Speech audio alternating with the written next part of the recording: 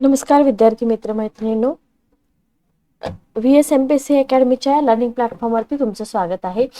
येणारी अपकमिंग तुमची जी सेट परीक्षा आहे त्या सेट परीक्षेसाठी आपण इथं कोर्सेस स्टार्ट करत आहोत. इवन याच्या आधी पण आपले कोर्सेस स्टार्ट झालेले आहेत. 2023 साठी आपण सेटच्या बॅचेस घेतलेल्या होत्या, रेकॉर्डेड बॅचेस. आताही आपल्या रेकॉर्डेड प्लस लाईव्ह बॅचेस आहेत. लाईव्ह बॅचेसला विद्यार्थ्यांना टाइम मिळत नाही, सो आपण जास्तीत जास्त रेकॉर्डेड बॅचेस देण्याचा प्रयत्न करत आहोत. VSMPSC अकॅडमी ऍप्लिकेशन तुम्हाला प्ले स्टोअरवरती मिळून जाईल. इवन डिस्क्रिप्शन बॉक्समध्ये तुम्हाला ऍप्लिकेशनची लिंक मिळून जाईल. माझा व्हॉट्सअप नंबर तुम्हाला मिळून जाईल. ऍडमिशनसाठी तुम्ही व्हॉट्सअप नंबरवरती कॉल ऑब्लिक मेसेज करू शकता. ठीक आहे, ओके. तर रेकॉर्डेड बॅचेस आहेत. जास्तीत जास्त तुम्हाला रेकॉर्डेड सेशन देण्याचा प्रयत्न होईल, कारण का एप्रिल मध्ये तुमची एक्झाम कंडक्ट होऊ शकते. डिसेंबर मंथ चालू आहे, हार्डली 3 ते 3.5 महिने तुम्हाला अभ्यासाला मिळतात.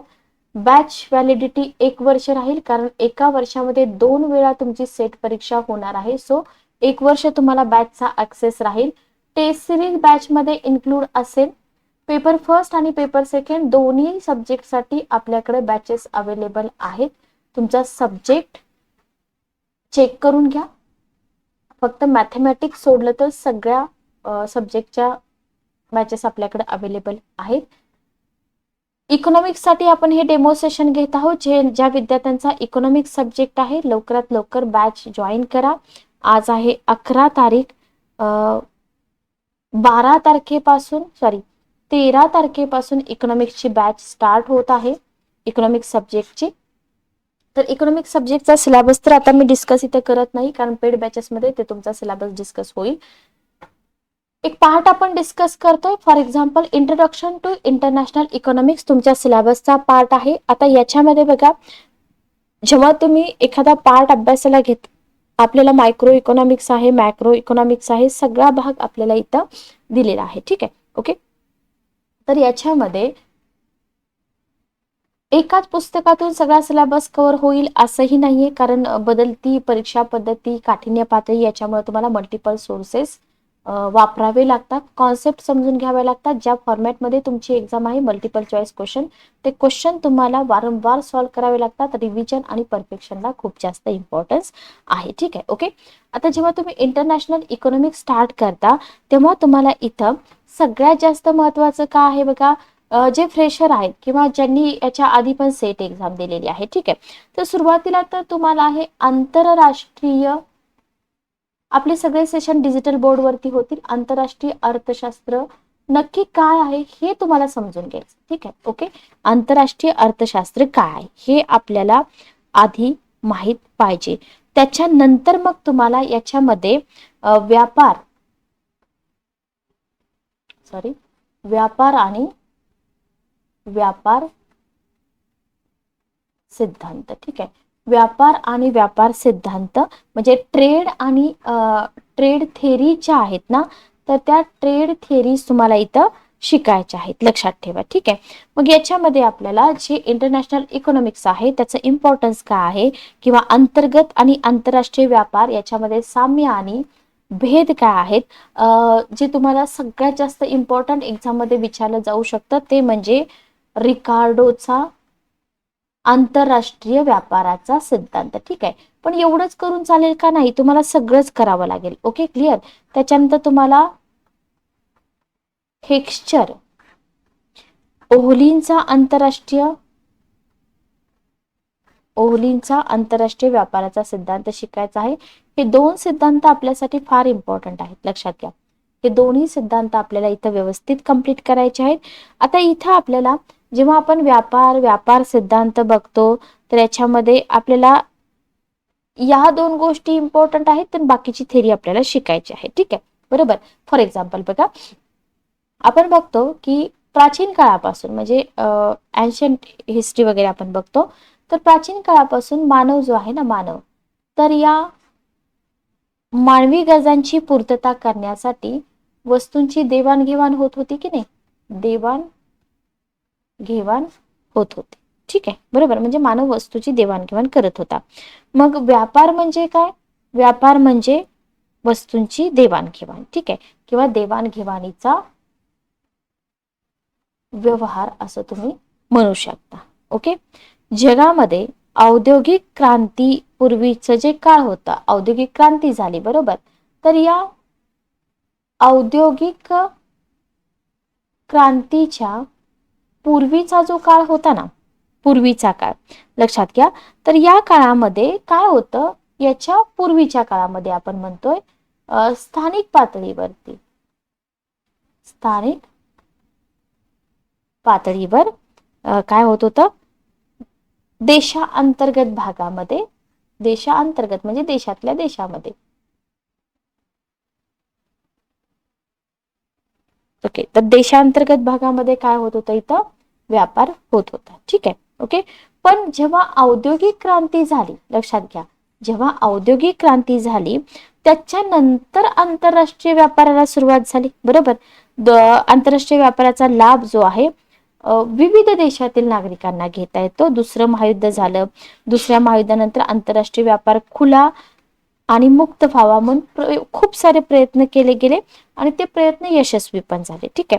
म्हणजे आंतरराष्ट्रीय व्यापारात वाढ व्हावी, मानवी कल्याणामध्ये वाढ व्हावी म्हणून आंतरराष्ट्रीय व्यापारात निर्माण होणारे विविध प्रश्न सोडवण्यासाठी आंतरराष्ट्रीय अर्थशास्त्र ही अर्थशास्त्राची एक महत्वपूर्ण शाखा आहे, लक्षात ठेवा, ठीक आहे. म्हणजे जगामध्ये अनेक देशांनी काय केलं, जागतिकीकरणाच्या धोरणाचा स्वीकार केला. त्याच्यामुळं आंतरराष्ट्रीय आर्थिक व्यवहारामध्ये आमूलाग्र बदल घडून आले. आंतरराष्ट्रीय अर्थशास्त्र ही अर्थशास्त्रातील एक उपयोजित शाखा आहे. जागतिक पातळीवर बदलत्या ज्या घडामोडी आहेत त्या घडामोडींचा आर्थिक व्यवहारावर सातत्याने परिणाम होत असतो, लक्षात घ्या, आणि त्यांचा अभ्यास या आंतरराष्ट्रीय अर्थशास्त्रामध्ये केला जातो. आता इथं जर तुम्ही अजून एक गोष्ट समजून घ्यायची ठरवली तर 20व्या शतकापर्यंत बघा, युरोपियन कंट्री ज्या आहेत ना, युरोपियन देश आणि अमेरिका आर्थिक बाबतीत जगामध्ये इतरांच्या तुलनेत पुढे आहेत, बरोबर. ओके. आंतरराष्ट्रीय व्यापाराचे लाभ कोणत्या देशांना होतात? विकसित देशांना जास्त होतात. विकसनशील देश म्हणजे आपल्या भारतासारखे देश, अविकसित देशांना आर्थिक समस्या निर्माण होतात आणि ह्या समस्या सोडविण्यासाठी आंतरराष्ट्रीय अर्थशास्त्रात त्या समस्यांचा अभ्यास करून काय केले जातात, उपाय शोधले जातात, बरोबर. हे लक्षात ठेवा. आणि आंतरराष्ट्रीय अर्थशास्त्राच्या अभ्यासाचं महत्व काय आहे, अंतर्गत आणि आंतरराष्ट्रीय व्यापारामधील साम्य काय आहे, फरक काय आहे, रिकार्डोचा सिद्धांत काय, हेक्स्चर ओलिनचा सिद्धांत काय, हे सगळं आपल्याला या टॉपिकमध्ये शिकायचं आहे, ठीक आहे. Okay, clear. तर फार छान टॉपिक आहे, जास्त काही अवघड नाहीये. व्हॉट अबाउट इंटरनॅशनल इकॉनॉमिक्स असं तुम्हाला दिलेलं आहे. तर जे विद्यार्थी इंग्लिशमध्ये कम्फर्टेबल आहेत, इंग्लिशमध्ये तुम्हाला नोट्स मिळतील, जे मराठीमध्ये कम्फर्टेबल आहेत त्यांना मराठीमध्ये नोट्स मिळतील, ठीक आहे. Okay, clear. तिथे तुम्हाला दिलेलं आहे की international economics is about how nation interact through trade off goods and services, लक्षात ठेवा. Flows of money, investment, immigration keywords आहेत, कीवर्ड्स वरती फोकस केलं पाहिजे. International economics is a political economics. How, कसं हे पॉलिटिकल इकॉनॉमिक्स आहे हे तुम्हाला समजलं पाहिजे. याच्यामुळे काय होतं, दोन नेशन जवळ येतात किंवा what one nation does affect other nation, एका देशांचा दुसऱ्या नेशनवरती काय परिणाम होतो वगैरे वगैरे, ठीक आहे. ओके, साधे सिंपल डेफिनेशन आहेत. तर तुम्हाला 7 थीम्स पण मिळतात इंटरनॅशनल इकॉनॉमिक्सच्या. या सगळ्या थीम पेड बॅचेसमध्ये तुम्हाला डिटेलमध्ये शिकवल्या जातील. Gains of trade, pattern of trade, how much to trade, balance of payment, exchange determination असेल, इंटरनॅशनल पॉलिसी कोऑर्डिनेशन असेल, इंटरनॅशनल कॅपिटल मार्केट असेल. तर या सगळ्या गोष्टी तुम्हाला पेड बॅचेसमध्ये इन डिटेल शिकवल्या जातील, ठीक आहे. ओके, आता हे झालं जस्ट तुम्हाला हा ट्रेलर आहे. आता याच्यामध्ये जर हा टॉपिक तुम्हाला अजून डिटेलमध्ये शिकायचा असेल, फर्स्ट अटेम्प्ट मध्येच तुम्हाला एक्झाम काढायची, तर सगळ्यात महत्वाचं हे जे आंतरराष्ट्रीय अर्थशास्त्र आपण शिकतोय ना, त्याचं महत्व काय आहे किंवा आंतरराष्ट्रीय अर्थशास्त्राच्या अभ्यासाचं महत्व काय, importance of the study of international economics, ठीक आहे. पॉइंट समजून घ्या.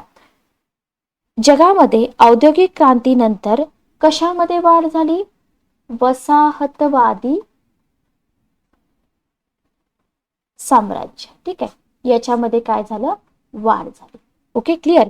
त्यांचा मुख्य उद्देश काय होता, त्यांचा मुख्य उद्देश होता बघा व्यापारात वाढ करणे. ओके, क्लिअर, व्यापारामध्ये वाढ करणे. ओके. सेकंड मुद्दा बघा, 1760च्या दरम्यान इंग्लंडमध्ये औद्योगिक क्रांतीचा एक परिणाम झाला. कोणता परिणाम? तो म्हणजे मागणीपूर्व उत्पादनाची सुरुवात. ठीक आहे, हा खूप मोठा परिणाम होता, लक्षात घ्या. आता उत्पादन प्रक्रियेमध्ये विज्ञान, तंत्रज्ञान आणि कारखाना पद्धतीचा वापर केल्यामुळं जे उत्पादन वाढलं ते युरोपमध्ये वाढलं. म्हणजे त्यांनी काय केलं इथं, त्यांनी सायन्स अँड टेक्नॉलॉजीचा वापर केला, कारखाना पद्धतीचा वापर केला. बरोबर. मग काय झालं, गरजेपेक्षा अधिक उत्पादन झालं. बरोबर. मग गरजेपेक्षा अधिक उत्पादनाला बाजारपेठ मिळणं गरजेचं होतं. बरोबर. तर बाजारपेठ मिळण्यासाठी जगामध्ये हे जे साम्राज्यवाद आहे ना, किंवा साम्राज्यवाद आहे ना, याला चालना मिळाली. आणि या सगळ्या गोष्टीचा परिणाम किंवा या सगळ्या गोष्टीचा आंतरराष्ट्रीय व्यापारावरती कसा परिणाम झाला? अनुकूल झाला, चांगला परिणाम झाला. ठीक आहे. आंतरराष्ट्रीय व्यापारामध्ये अनेक क्वेश्चन निर्माण पण झाले. नवीन निर्माण झालेल्या प्रश्नांची उत्तरं आधीच्या व्यापारवादी आणि सनातनी अर्थशास्त्रामध्ये होती का? नव्हती. मग ही सगळी उत्तरं शोधण्यासाठी कोणत्या शतकामध्ये? 20व्या शतकामध्ये इंटरनॅशनल इकॉनॉमिक्स, ज्याला आपण आंतरराष्ट्रीय अर्थशास्त्र म्हणतो, ही अर्थशास्त्राची एक नवीन शाखा निर्माण झाली. Sir Roy Harold. ठीक आहे, सर रॉय हेरॉल्ड यांच्या मते आंतरराष्ट्रीय अर्थशास्त्राचा संबंध त्या सर्व आर्थिक व्यवहाराशी आहेत जे देशाच्या भौगोलिक सीमा ओलांडून, महत्वाचा शब्द कोणता आहे? देशाच्या भौगोलिक सीमा ओलांडून विविध कंपन्या, व्यापारी, वित्तीय संस्था, सरकारे यांच्यामध्ये वस्तू आणि सेवा विषयक व्यवहार होतात, किंवा त्यांचा अभ्यास आंतरराष्ट्रीय अर्थशास्त्रामध्ये केला जातो. आणि सगळ्यात महत्वाचं, दुसऱ्या महायुद्धानंतर जग जे आहे ना, अधिकाधिक मुक्त व्यापारांकडे वळलं आणि त्याच्यामुळे जगामध्ये आंतरराष्ट्रीय अर्थशास्त्राचं महत्त्व वाढलं. आणि हे जे आहे हे आपल्याला एवढ्या साध्या सोप्या भाषेमध्ये समजून घेता येतं. ठीक आहे. आता आपल्याला महत्त्व सांगायचं आहे. कसं सांगू शकता तुम्ही आंतरराष्ट्रीय अर्थशास्त्राचं महत्त्व?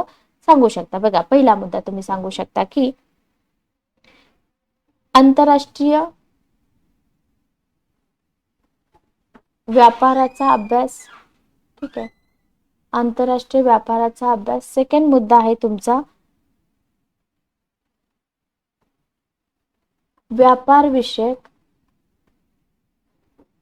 सहकार्याचा अभ्यास. ओके. त्याच्यानंतर थर्ड मुद्दा आहे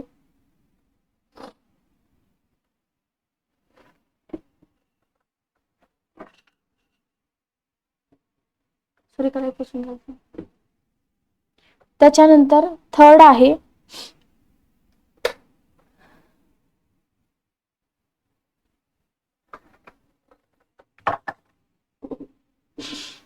सैद्धांतिक विश्लेषण आंतरराष्ट्रीय व्यापाराचे. सैद्धांतिक विश्लेषण. फोर्थ आहे सामाजिक लाभाचे मूल्यमापन. मशीन झाली कपडे बघ. ठीक आहे, मूल्यमापन. पाचवा आहे आर्थिक विकासाचा तुलनात्मक अभ्यास. आर्थिक विकासाचा तुलनात्मक अभ्यास. Okay, clear. त्याच्यानंतर टंचाई प्रश्नावरती उपाययोजना असतील, किंवा आंतरराष्ट्रीय अर्थशास्त्राच्या विविध संकल्पनांचा अभ्यास. ठीक आहे. आता या संकल्पना आपण सगळ्या बघूया. व्यापार विषयक करार, सगळ्यात महत्वाचा आहे व्यापार विषयक करार, नियम, अटीचा अभ्यास. ठीक आहे. Okay, clear. मुक्त स्पर्धात्मक व्यापाराच्या तत्वाचा अभ्यास असेल, किंवा आंतरराष्ट्रीय संस्थांचा अभ्यास असेल. सगळ्यात महत्वाचं याच्यामध्ये बघा, सार्क एशियन कंट्रीज असतील, ब्रिक्स युरोपियन संघ, G8 G20 या सगळ्यांचा अभ्यास आपल्याला करायचा आहे. आणि त्याच्यानंतर आपण जागतिक उत्पादनामध्ये वाढ कशी होते, अंतर्गत आणि आंतरराष्ट्रीय व्यापार, साम्य आणि भेद कशा प्रकारचा आहे. ठीक आहे. खूप सारा सिलेबस आहे. हे जस्ट डेमो सेशन आहे. थेरी आणि पॉलिसीज आपण इथं बघणार आहोत. याच्यामध्ये तुम्हाला अशा प्रिंटेड नोट्स मिळतील. तर प्रिंटेड नोट्समध्ये जे काही कंटेंट तुम्हाला मिळते त्या कंटेंटमधून तुम्हाला पुन्हा मायक्रो नोट्स काढायचे आहेत. फॉर एक्झाम्पल बघा, आंतरराष्ट्रीय अर्थशास्त्र सिद्धांत आणि धोरण आपण बघतोय. ठीक आहे, बघा, जागतिक अर्थव्यवस्थेच्या स्वरूपात आणि व्यवहार पद्धतीमध्ये बदल झाले हे आपण बघतोय. कशामध्ये बदल झाले? स्वरूप जे आहे आणि व्यवहार पद्धती. जागतिकीकरणाने वेग घेतलाय हेही आपल्याला माहिती आहे, बरोबर. म्हणजे WTO आहे, वर्ल्ड ट्रेड ऑर्गनायझेशन, जागतिक व्यापार संघटना कार्यान्वित होत असल्याने काय झाले? आयात निर्यात व्यापारावरची जी नियंत्रण आहेत, बंधने आहेत, ती काय झाली? कमी झाली आहेत, बरोबर. समाजवादी अर्थव्यवस्थांच्या मर्यादा रशियाच्या विघटनामुळे काय झालं? जगाच्या पुढे आल्या. केंद्रीय पद्धतीच्या नियोजित अर्थव्यवस्था बाजार व्यवस्थेकडे झुकू लागल्या आणि या सगळ्या गोष्टींचा परिणाम कशावरती होतो? आंतरराष्ट्रीय इकॉनॉमिक्स म्हणजे व्यापारामध्ये वाढ झाली. याच्यामुळे काय झालं? वाढ झाली. मग व्यापाराचं स्वरूप आणि रचना याच्यामध्ये बदल तर होत आहे. उत्पादक घटकांची गतिशीलता वाढत आहे. दळणवळण सायन्स टेक्नॉलॉजीमुळे सुधारणा झाली, बरोबर. त्याचाही आंतरराष्ट्रीय व्यापारास म्हणून आंतरराष्ट्रीय अर्थशास्त्रात महत्व प्राप्त झालेलं आहे. तर याच्यामध्ये तुम्हाला फक्त कीवर्ड्स काढायचे असतात. ते कीवर्ड्स कसे काढायचे आणि तिथून तुम्हाला कसा क्वेश्चन बनवू शकतो हे सगळं आपण पेड बॅचेस मध्ये शिकणार आहोत. ठीक आहे, ओके. बघा, हा जस्ट डेमो आहे. याच्यामध्ये तुम्हाला खूप सारं शिकायचं आहे. वेळ कमी आहे, पण सिलेबस जो आहे तो सिलेबस आपल्याला व्यवस्थित कव्हर करायचा आहे. ठीक आहे. फॉर एक्झाम्पल बघा, इथं तुम्हाला आंतरराष्ट्रीय अर्थशास्त्राच्या अभ्यासाचं महत्त्व दिलेलं आहे. महत्त्वावरती सुद्धा तुम्हाला क्वेश्चन येऊ शकतो. पण विद्यार्थी काय करतात? फॉर एक्झाम्पल विद्यार्थी डिरेक्टली म्हणतील की मॅडम हेक्स्चर आणि ओहलींचा जो सिद्धांत आहे तो सिद्धांत सांगा. हेक्स्चर ओहलींचा सिद्धांत येऊ शकतो, क्वेश्चन येणार नाही असं नाही. बघा, याच्या पण हा सिद्धांत जो आहे ना, हा सिद्धांत शिकण्याच्या आधी तुम्हाला आंतरराष्ट्रीय अर्थशास्त्र म्हणजे काय, त्याचं महत्व म्हणजे काय, हे सगळं शिकावं लागेल की नाही, बरोबर. आता रिकार्डोचा पण सिद्धांत आहे. रिकार्डोचा सुद्धा सिद्धांत आपल्याला शिकावा लागतो, बरोबर. हेक्स्चरचा सिद्धांत आपल्याला शिकावा लागतो. मग एखादा विद्यार्थी डायरेक्ट हेक्स्चर ओहलींचा सिद्धांत शिकायला लागेल, पण त्याच्या आधी तुम्हाला रिकार्डोचा सिद्धांत शिकावा लागतो, बरोबर. रिकार्डोचा सिद्धांत शिकावा लागतो. का शिकावा लागतो? बघा, ऍडम स्मिथ जे होते ना, ऍडम स्मिथ, तर या ऍडम स्मिथ यांनी काय केलं होतं? व्यापाराचा जो मूळ सिद्धांत आहे ना, तो मूळ सिद्धांत मांडला होता. व्यापाराचा मूळ सिद्धांत त्यांनी मांडला होता. ठीक आहे. मग ऍडम स्मिथ यांच्या आंतरराष्ट्रीय व्यापाराच्या सिद्धांताला एक शास्त्रीय बैठक देण्याचं जे काम आहे ते रिकार्डोनी केलं. ठीक आहे. डेव्हिड रिकार्डो यांनी काय केलं? 1817 मध्ये प्रिन्सिपल ऑफ पॉलिटिकल इकॉनॉमी हे जे पुस्तक आहे, या पुस्तकामध्ये तुलनात्मक उत्पादन सिद्धांत मांडला. ठीक आहे. याच सिद्धांताला आंतरराष्ट्रीय व्यापाराचा सनातनवादी सिद्धांत असं म्हटलं जातं. मग याच्यामध्ये हा जो सनातनवादी सिद्धांत आहे, याच्यामध्ये JS मिल असतील, केन्स असतील, बॅस्टबल असतील, टॉसिंग असतील, हॅबलर असतील यांनी सुधारणा केल्या. पण रिकार्डोंच्या मते दोन देशांमध्ये व्यापार होण्याचं महत्वाचं कारण त्या देशामध्ये उत्पादित होणाऱ्या वस्तूंच्या उत्पादन खर्चातील तुलनात्मक फरक. बघा रिकार्डो काय म्हणतात. ठीक आहे. ऍडम स्मिथने काय केलं होतं? ऍडम स्मिथने त्यांच्या सिद्धांताची मांडणी करताना निरपेक्ष खर्च तत्व, तुम्हाला विचारलं जाऊ शकतं यांनी कोणतं तत्व वापरलं होतं, तर ऍडम स्मिथने निरपेक्ष खर्च तत्व वापरलं होतं. पण त्याच्यामध्ये सुधारणा करून रिकार्डोनी काय केलं? तुलनात्मक खर्च लाभ तत्वाचा वापर करून आंतरराष्ट्रीय व्यापाराचा सिद्धांत मांडला. आणि रिकार्डोच्या मते ज्या वस्तूचा तुलनात्मक उत्पादन खर्च कमी आहे त्या वस्तूच्या उत्पादनामध्ये वाढ करून काय करायचं? निर्यात करावी लागते. आणि ज्या वस्तूचा उत्पादन खर्च जास्त आहे त्या वस्तूची आयात करावी. ठीक आहे, ओके. याच्यामध्ये आपल्याला गृहीत सुद्धा बघावी लागतील. दोन देश दोन वस्तूंचं उत्पादन केलं जातं.